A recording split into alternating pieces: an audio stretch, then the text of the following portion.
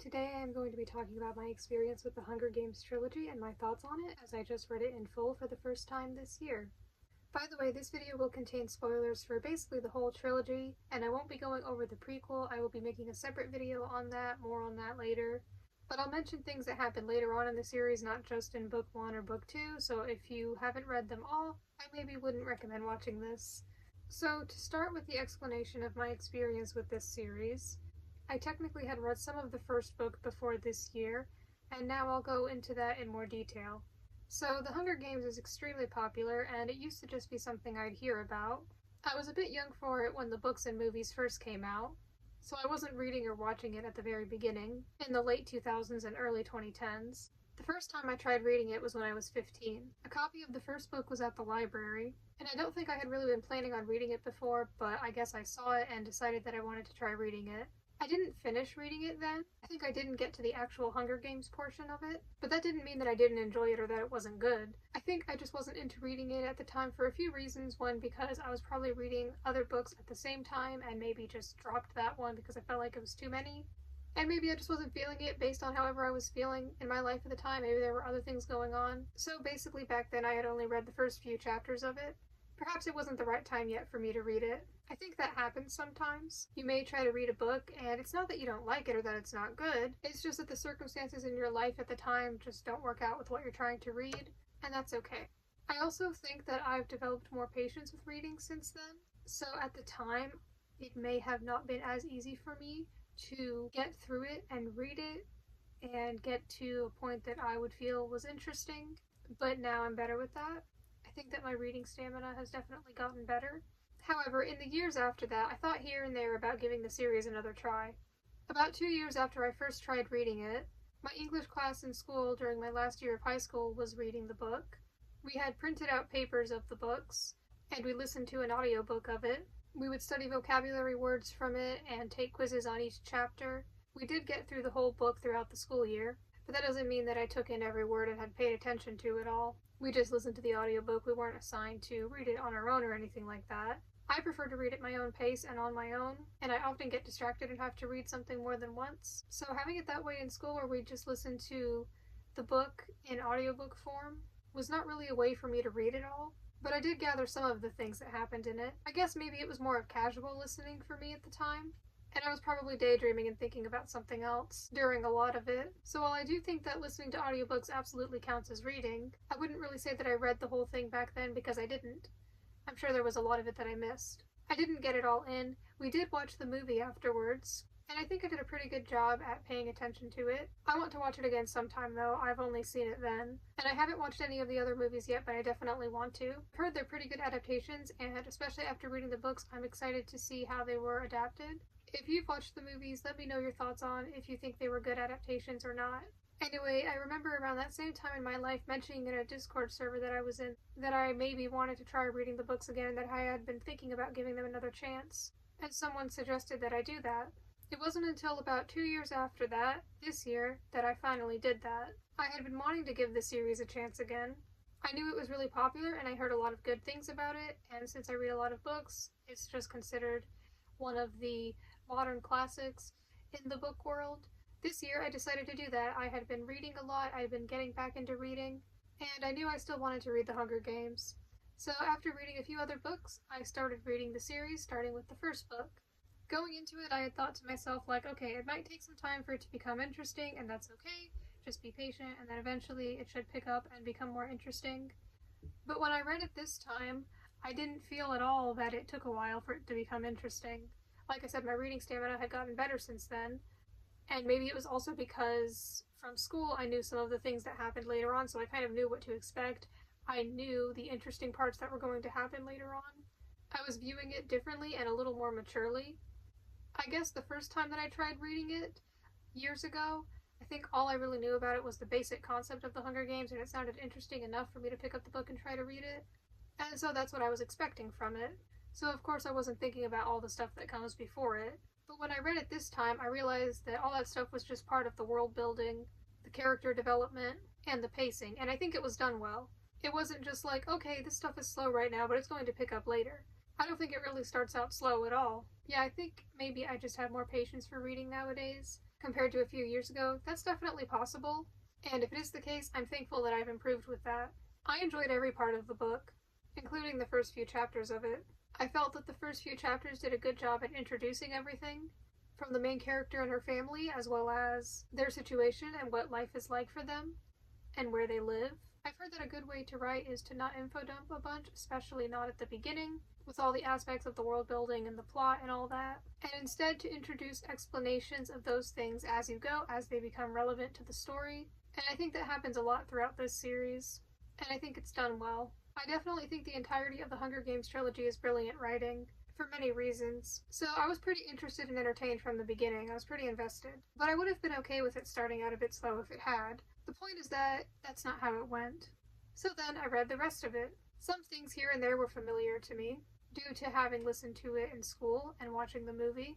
And I knew how this book would end, but not the other two. I didn't know how the whole series would end. But even with this first book, I was fully experiencing it myself for the first time this time. I was seeing the full context of everything and reading every word and taking it all in.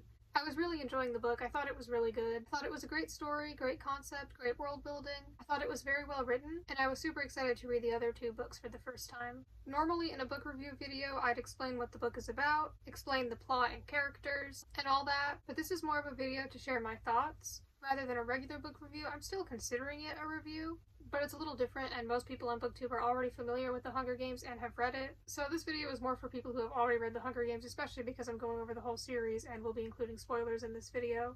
And I'll just be talking about things as if you are already familiar with them. I think that the start of this book, just the first chapter, does a good job at introducing the world that these characters live in, and the harsh conditions of it, as well as how everything in it works, which is good because it's a completely different nation than the one we live in, and it could definitely feel foreign and complicated to us, but I didn't really feel that way. I feel like I was easily brought into the world, and like I had an understanding of it, and the way things within it work. Like I said earlier, the world building is done and explained as it's made relevant to the story, so I don't feel like there's too much information to digest at once. I think exposition is given when it's needed and appropriate, but it doesn't make things too complicated or boring, and I don't think it stops the flow of the story too much. Then it does not take long at all for things to become really interesting and suspenseful, as the end of the first chapter is when Primrose's name is called in the reaping. Something that I noticed in all three of these books is the way the chapters end. I think every chapter in this trilogy ends either with a cliffhanger or something really impactful. I think that's part of how the writing is so good. It's definitely the kind of thing that makes you want to keep reading when you think you're going to stop at a certain point, like at the end of a chapter.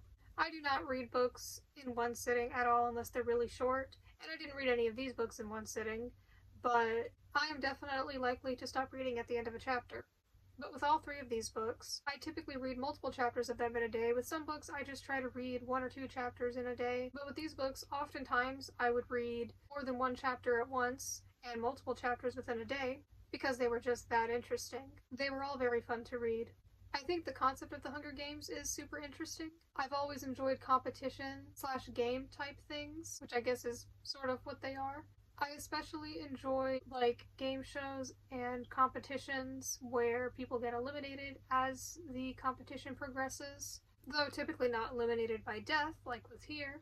But I did think it was interesting whenever someone would be eliminated, if that's how you want to word it, and then we went over who and how many were left. So yeah, while I wouldn't want the Hunger Games to be a thing in real life, I definitely understand how, in the book, they've become a form of entertainment for so many people. And since this is just fiction, I feel fine in saying that I feel they're entertaining to read about. Are they horrible? Yeah, of course, but they're interesting and entertaining. Yes, ultimately it would be better if they were just not a thing, but it is an interesting concept, admittedly. And I think it's interesting how there's just so much to this system, like the Tesserae, but there's the catch to it, and that you get your name entered in the reaping extra times. There's just this whole system that has been developing for decades. And like I said, I think the writing of the world building and exposition has been done well. So I think these things are introduced and explained to us very well and at good, appropriate times. I don't feel like any part of the system was too complicated to understand. Then there are all these things that happen before the Hunger Games begin, like the interviews and the opening ceremony. When I first read this, I probably would have felt like this stuff just made everything drag on before getting to the interesting part.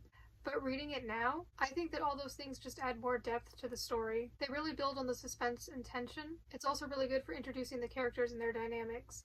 And plus, it's all a part of that. Like how the way that you perform in your interview or in the opening ceremony can determine how you will perform in the Hunger Games and how people will or will not support you. So it's all tied in, it's not unnecessary. I think the series contains a lot of good, interesting characters, and it's really entertaining to see them interact with each other, especially because some of them are so different from each other. I think it's interesting how everyone tries to have their strategies for how to present themselves or their tributes in the interviews and all those things, and how everything a tribute does affects their overall performance in the games and the way that the audience will view them, choose to support them or not support them. Back to the discussion of the characters and their interactions with each other. In this first book is the beginning of everything between Katniss and Peeta, and besides the actual main plot of everything that happens in this series with the Hunger Games and the overthrowing of the Capitol and all that, I thought this romantic subplot, or whatever you want to call it, was absolutely insane, and for me, pretty enjoyable. But yet, this subplot, if it can even be called a subplot because it's actually really relevant to the actual plot, is such a big part of the plot. Like, it fits in so well with it. It doesn't really feel forced. I guess it is the plot, or at least a part of it, in a way. And it's such a complicated thing because, like I said, there are these things that these tributes and their mentors do because they feel like that's what will get them sponsors, or gifts, or fans, or whatever. So it seems like just an act at first, and Katniss doesn't really understand what's going on, why Peeta's saying and doing these things, or why she's saying and doing these things, and how either of them really feel about each other. So I think that just makes it so interesting, because they're in such a complicated situation. Like, I don't blame them if they, well, I feel really just Katniss doesn't want to get too attached to anyone or fall in love with anyone and have kids with them because of the state of the world they live in. And I think it's interesting as the reader to wonder how they really feel about each other and what's really the truth, if they're even aware themselves of how they feel or how they should feel, and if they're not aware or not entirely sure. And if they're not aware or not entirely sure, I don't blame them. And I feel like the last thing Katniss needs in her already complicated and endangered life right now is the added stress of a potential love interest, though I feel like it kind of benefits her later on. But that's in the next book, we're still on the first. I love seeing how Katniss is so defiant, and she has such a strong sense of justice and her morals and how she tries to do what she can to show the Capitol how she feels about them and what they're doing. I personally think she's a really likable protagonist. I think that she's strong, tries her best, and has a lot of good qualities, but she definitely doesn't feel overpowered. She has a lot of struggles physically and mentally because this world, and especially in the Hunger Games, really challenges them both physically and mentally. And I think her struggles are reflected very well within her narrative and inner thoughts. I think you can really see the struggles she has as she feels kind of cold and wants to be closed off from people in an attempt to not get herself or someone else hurt, or as she feels guilty about the things she has done for survival and feels like there are so many people that she'll never be able to repay. But she's still caring about some people, she just can't help that. And I think she's ultimately shown to be a kind, good person. I think the author must have definitely done her research on the things that happen in this book, particularly with the things like the effects of being deprived of food and water, and how it affects you physically and mentally, and how being a tribute in the Hunger Games affects Katniss even before the game starts. I think the inner thoughts in this narrative are good. I mean, I haven't experienced those things, but I think that with the way they were described, they sounded believable to me. At first, I was thinking that I would have liked to know every name of all the tributes. That's different in the prequel, though. But this isn't about the prequel, we'll get to that in another video. But then I realized that maybe not mentioning them all by name in the book is kind of the point, and it kind of just adds on to how the Capitol doesn't care about these kids. To them, they are not people with names and lives and all that. We get so many examples of how just pure evil and deranged the government in this world has become. I think it's emphasized really well in the book. I think it doesn't take long to see how bad it is, and it just keeps expanding upon that, and I think with the way it's written, you can really tell just how bad it is. I think the author did a good job of showing how bad it is. And as the series progresses, things just get worse. You really see this with some of the inventions used in the games, like the Tracker Jackers, or another form of creature that we'll get to in Book 2. Like, these creatures are just absolutely awful. Whoever made them really came up with the most horrible, torturous things they could do to someone, and sent them out there. I could not handle it. I don't know how most people talk about what they would do if they were to be in the Hunger Games, but I know I couldn't do it. I'm not gonna act tough and like I would have a chance. But let me know how you feel about that. Let me know if you would have any specific strategy, how you'd feel about it, what you feel like you would do in that situation. I think that would be fun to talk about. I thought the interactions between Katniss and Gale were very interesting too, because when it comes to their situation, like how Gale just wants to run away from society, and Katniss isn't sure about that, and I understand and sympathize with both sides. I get what both of them are saying, and it's complicated because I'm not sure what the right choice is, if there even is one at all. And of course, Katniss having both Gale and Peeta in her life is very interesting. I think that's more explored in the later books, though, particularly Mockingjay. I think it's considered a love triangle. I'm not sure. I think I'll call it that. And I know a lot of people aren't a fan of love triangles, and I get that, but I think it's different here. I think this isn't a traditional one. I think these characters are in a complicated situation, and a lot of it isn't their own choosing. It's like, I think there are good things about both guys, and Katniss feels like there are certain downsides that one would have compared to the other if they were to be with her. But we'll get more to this love triangle stuff when we get to the discussion of the other books. I enjoyed learning about each district, what they're like, and what their specialties are. You especially get to learn more about this from the interactions between Katniss and Rue. I think it was nice seeing Katniss develop this friendship with Rue, seeing how she interacts with other tributes, and being so kind to them, not wanting to have to kill anyone, but unfortunately, that's the position she's been placed into. And it's just so heartbreaking reading this, because she knows she shouldn't get too attached to any of them, but it's hard not to. It's hard for her to not sympathize with and care for them. She knows she shouldn't get too attached to any tributes because only one of them is going to make it out alive. Well, we'll go with that for now. Anyway, because of that, you, as the reader, may or may not want to get too attached either, but then you still may sympathize with and like these characters, because you just can't help it, only for them to die, and it's all just very sad, but very entertaining to read about. I really enjoyed reading the survival aspect and seeing people discuss different strategies and what they should and shouldn't do, and how sometimes they have to be really careful with what they say or do, or lie so that they don't get themselves in trouble or in danger. While reading this and remembering some of it from school, I was like, was there always this much kissing in it? I felt like I remembered some of it from school, but not that much. I enjoyed it though. I did really enjoy the interactions between Katniss and Peeta, especially the stuff towards the end of the games. I think it was nice to see them work together and take care of each other. And then Katniss has unintentionally just made everything crazier for herself and everyone else by the way she ends the Hunger Games. But I guess in the end it was for the better, like in the grand scheme of the whole series. Because it eventually, after a lot of other wild stuff happens, makes things better. I guess you could say that. I guess someone had to do it. Someone had to start it. I think it was interesting to see the differences between the different sections of this nation. I really like how that was done. Like, showing just how different the capital, for example, is from District 12. I think that was done very well in the scene where the prep team is taking care of Katniss after the games, and they're all just discussing what they were doing, or where they were when certain things in the games happened. Just seeming to care about themselves and their own lives and feelings, not the literal murdered children whose deaths were broadcast on live TV. So that was book one. That was a morbid note to be left off on, but that's what happened.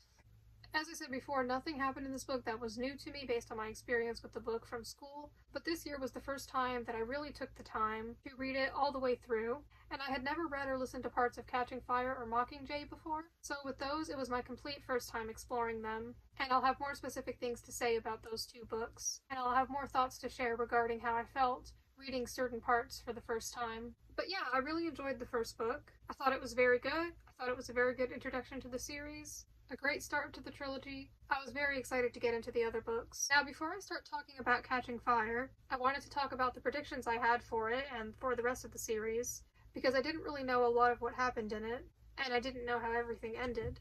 I guessed that there was going to be another Hunger Games in each book. Okay, that ended up being sort of true, but not entirely. And I guessed that there would be different tributes each time. No, not exactly. I guessed that other people in Katniss's life, particularly Gale and Primrose, would be chosen in the reaping, and that more people close to her would end up dying. That technically didn't become untrue, unfortunately. I guessed that maybe she would end up having to be a mentor for the games, for her sister, or for Gale. That's not exactly what happened. The series definitely took a turn that was different from that, but I was open to that, and it made sense that things went the way they did, instead of just continuing this endless cycle of the Hunger Games, because the whole point is basically they're trying to stop them. If you read the books as they first came out, or even if not, and you had any theories or predictions about anything that was going to happen in the later books, I would love to hear what you thought. I think it would be interesting to hear what people thought before they knew how the series would end, before that information and content was out there in the world. So now let's get into discussing the second book, Catching Fire. This book was insane. It may have been the one I enjoyed the most out of the three. I was losing my mind over this one. It was so good and so crazy. I have a lot to say about it. So it starts not instantly, but not very long after where the last one ended. And I think we started in a very interesting position in the aftermath of the Hunger Games that had just recently ended. I liked seeing how Katniss and Peeta's lives had changed since then. I thought it was interesting to see the aftermath of the last Hunger Games and how it had affected everything. I thought the addition of the Victor's Village was really interesting.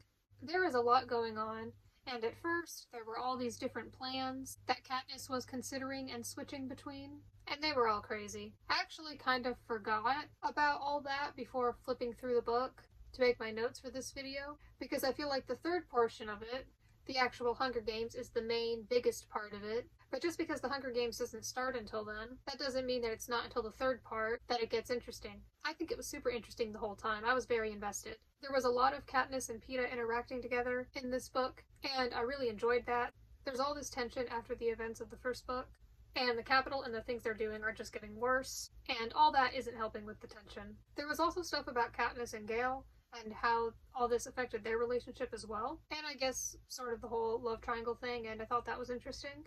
But back to Katniss and Peeta, I think it was really interesting to see them continue to interact with each other in different ways since they're not just in the Hunger Games together anymore, at least at first in this book, and how they're still, even outside the Hunger Games, putting on acts and making everyone believe things about them and their relationship that aren't exactly true. Some of it had me losing my mind, especially the stuff about them supposedly already being married and the if it weren't for the baby.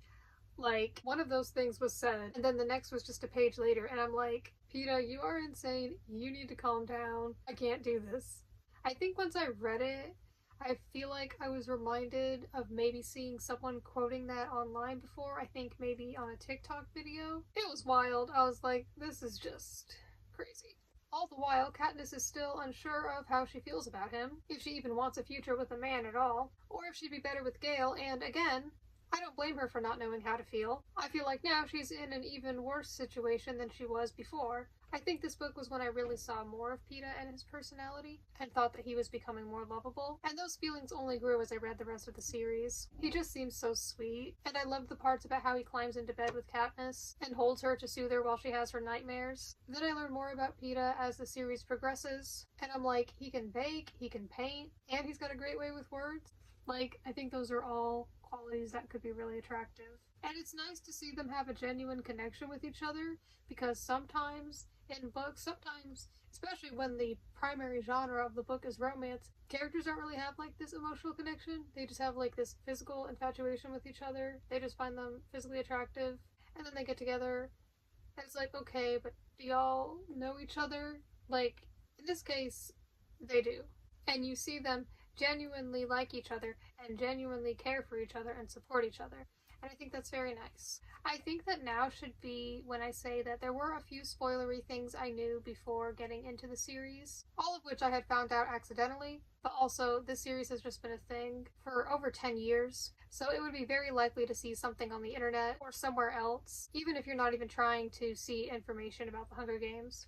So the things I knew ahead of time before reading this series for myself were, 1, I knew that Katniss gets married at some point, which basically told me that she survived the whole series and that she eventually gets married. However, I didn't know who she married, so once I started reading it, I assumed it would either be Peeta or Gale, and at first I wasn't sure which I would have preferred. It became evident later on though. At first though, I was unsure and I was like, I don't know, I feel like they both have good things about them, and she has these conflicting opinions. One of them would be better for her in some ways, and one would be better for her in another. Another thing I sort of knew was that Primrose was possibly not going to have a very good ending. With this one, I didn't know what exactly was going to happen to her. So I have the special edition of these books that came in a box set, and this has some bonus material. It has an interview with Suzanne Collins at the end for the 10th anniversary of the books. And I was sort of just skimming through it, and I saw something about like, was it hard knowing how her story would end, referring to that character I had seen her name in it. And so I didn't look into it deeper, but I could conclude that that probably meant that she either died or something bad happened to her. I didn't know because I didn't look at the beginning of the interview and see that it covered the whole series, rather than just the first book or a general discussion of a series, and I was just casually looking through it anyway. But still, I didn't know exactly what was going to happen for that character. I didn't know for sure that she was going to die or what was going to happen to her. I just kept in mind that maybe something unfortunate was going to happen to her. And the last thing that I had unfortunately found out about ahead of time, and this one, I think I am the least to blame for this one because this was definitely unintentional. It was about the death of a certain character, that character being Finnick, because I had been reading The Hunger Games and Facebook just seems to always be listening to you and everything you're doing. I got recommended a post from a Hunger Games fan group. I hadn't joined any groups related to the Hunger Games. I don't think I looked up much, if anything, about the series. But a post was recommended to me in my feed, and it said something like, just rewatch Finnick's death with crying emojis. And I hadn't even been introduced to Finnick yet. But I was like, oh, well, I guess he ends up dying, whoever that is. I think it was the day after that post, while reading Catching Fire, that I was introduced to him, and I was like, oh, well, I know how things end for him. I was like, oh, well, I guess you're not going to survive this Hunger Games, which technically was not true. But even when you know that something's going to happen, you can still enjoy it, and you may not know the exact details. Like, for example, you can know that someone's going to die, but you may not know how they die or when. But where we're at right now in discussing Catching Fire, we're not there yet, so we can hold on a little longer to Finnick being alive. Early on, there's another really good example in this one of just how strikingly different the capital is from the districts, especially District 12 in both their lifestyle and their values. It's when they're at the party, and someone tells Katniss to drink something that'll make her throw up so that she can continue to eat excessively. And Katniss, naturally, being from a poverty-stricken district where people often don't have enough to eat, is disgusted by this behavior, and to the capital, it's just normal. I just think that the way that was written was done so well. There are these moments that have the large impact that I think the author was trying to go for, because I'm not Katniss, but even I was like, wow, that is just so bad. But at the same time, it doesn't surprise me too much that the capital people would do something like that.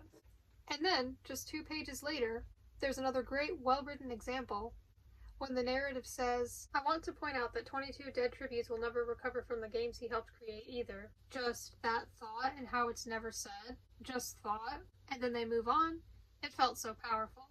As we go on throughout this book, I thought it was interesting to see the gradual progression of each district rebelling and joining the uprising. Then there's the introduction of the characters that introduce the possibility of there being a secret District 13 and how it's been there the whole time, which was super intriguing.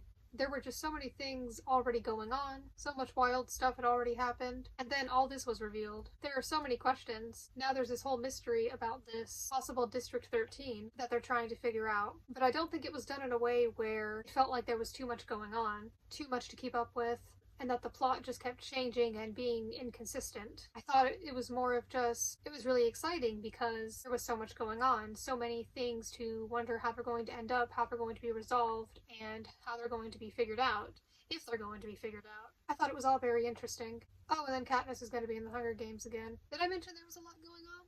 I really enjoyed the part where Katniss and Peeta watched the old tapes of the previous Hunger Games. I thought it was very interesting to see that, especially the one that Haymitch was in.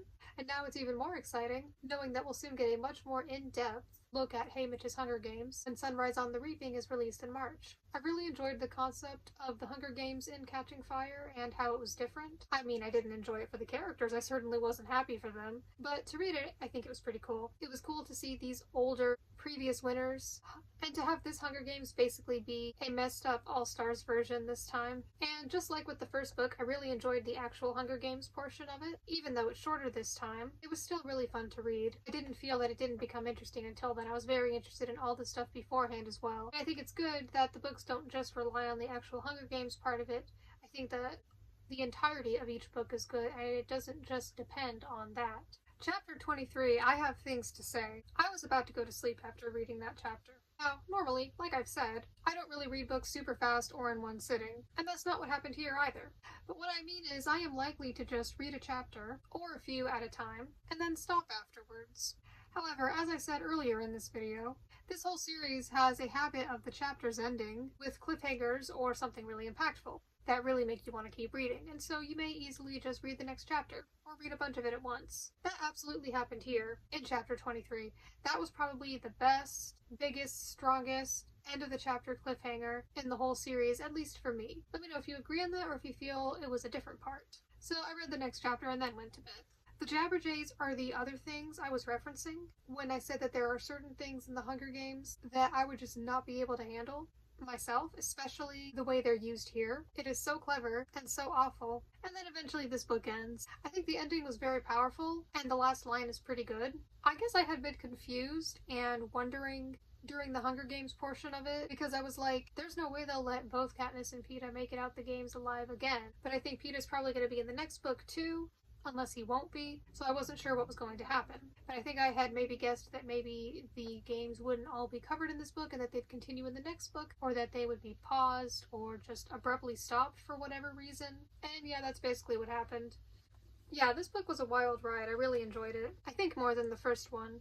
And not just because it was my genuine first time reading it. There was so much going on in a good way. There was just so much to be interested and invested in. It was super exciting and suspenseful. I loved seeing the progression of Katniss and Peeta's relationship and the progression of the overall plot and how things start to actually really change in this world.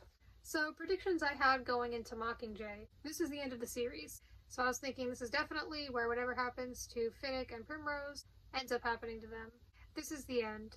Time to see who Katniss ends up marrying, because that was something I knew about beforehand. I think I eventually had the feeling that it would end up being Peeta though, and as the series progressed, I hoped that was going to be the case, but I wasn't entirely sure, and I'm glad it worked out that way. Because at first, I was like, yeah, sure, either of them seem fine. Maybe Gale would be better for her anyway, because they were like already friends, and they've hunted together, and yeah, that's about it. Yeah, I looked at the Letterboxd reviews for the movies, not clicking on the ones that were marked with spoilers, of course, so I didn't find out anything that I wasn't supposed to. And I was like, why is everyone hating so much on Gale? I figured he had to have done something really bad. I thought to myself, does he kill Katniss's sister or something?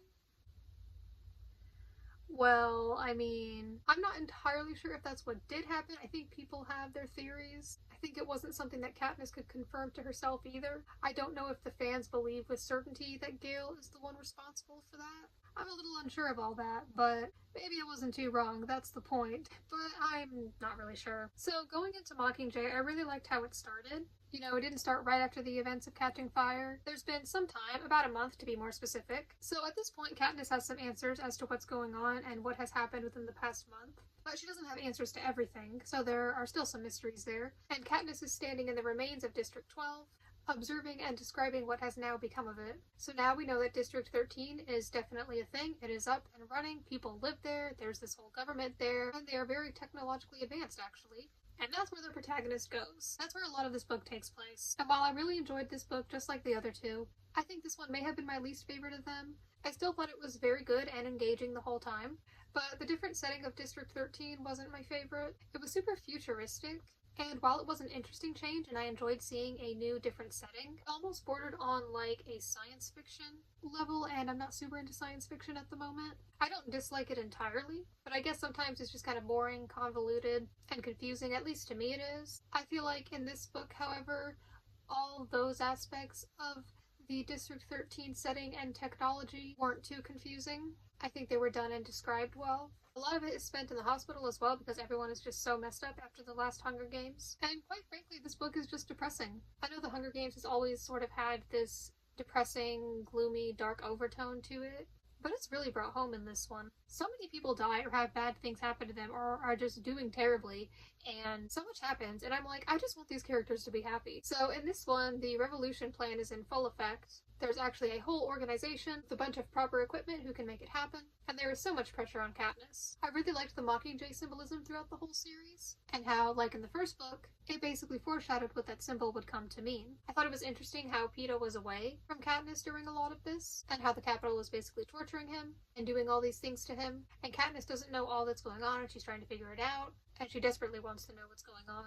And then when he comes back, he's just completely damaged and brainwashed, which was sad yet interesting to see. And then there's this whole process of people trying to fix him, trying out different things, and trying and failing as they figure out what specifically to do and what not to do. I thought it was interesting to see more and different sides of characters like Haymitch, Joanna, and Finnick as well. Speaking of Finnick, his death definitely was unfortunate and sad overall, but I didn't know how exactly it was going to happen. I guess it felt like it happened kind of fast and wasn't as big or dramatic of a moment as I thought it was going to be. but I guess that makes sense with how it happened. But when you think about it near the end and in the overall bigger picture of everything, I think it did feel sad, of course. It definitely felt unnecessary. Especially because there was finally something happy in this book. It looked like he could have had a nice ending with his new wife, but no, we can't have anything in this house apparently. I know a lot of people on the Letterboxd reviews, which I looked at again afterwards, now looking at the ones marked with spoilers, were mad that Finnick was killed off instead of Gale. Like, I think most of the reviews were complaints about that, and I get that. I don't think I would have been particularly sad if Gale had died, but I thought it was nice to see more relationship and character development between Katniss and Peeta, as well as Katniss and some other characters as well, such as Joanna. Even so, Katniss still seems to have complicated and unsure feelings about everything. I thought it was sweet seeing Katniss work to help him and help him get better. Even so, she still seems to have complicated and unsure feelings about everything, which is understandable. Yeah, there's definitely a bit of Gale talking with Peeta about who Katniss wants to be with, and I'm just like, I feel like there are more important things going on right now, but okay. I'll be honest, I kind of forgot about the cat by the end of the book, but I was very glad that Buttercup survived. I really liked the concept of the book thing that Katniss was working on at the end. I thought that was very nice. And I thought that Katniss and Peeta coming back together and reconnecting was very sweet, and how they were there for each other and continued to help each other after all the traumatic stuff they had been through, and how she realizes that it was Peeta who she needed and would be better with, not Gale. After some time, she finally knows how she feels about each of them and what she wants, which was satisfying to see. I thought the epilogue was really nice and sweet as well. I like how it ultimately was happy and lighthearted, but it wasn't unrealistic. Like, it wasn't as if everything was perfect and they no longer had any problems or negative, complicated feelings about the past. Katniss still had her traumas, her fears, and worries for the future, but Peeta is there for her and supportive, and so there's this sense of security, and it's so cute and sweet. So there we have it. I have read the Hunger Games trilogy. I really enjoyed each book. I really loved the whole series. I read each book in a week or less. I don't usually read books that fast, but I would often read multiple chapters of these in a day with ease. Like, I wasn't even forcing myself to do that, I just naturally did that. I would just naturally want to read a bunch of chapters of these each day. I found them really exciting and definitely the kinds of books that made me want to keep reading them. I found them easy to get through, and I think that for me, they were pretty easy to focus on as well. Soon, I will be uploading my review of The Ballad of Songbirds and Snakes, which I have just read even more recently. I will be giving my thoughts on that one, and hopefully discussing it with people, and I am really excited for Sunrise on the Reaping to be released. I'm sure I'll make a review on that one as well when I read it.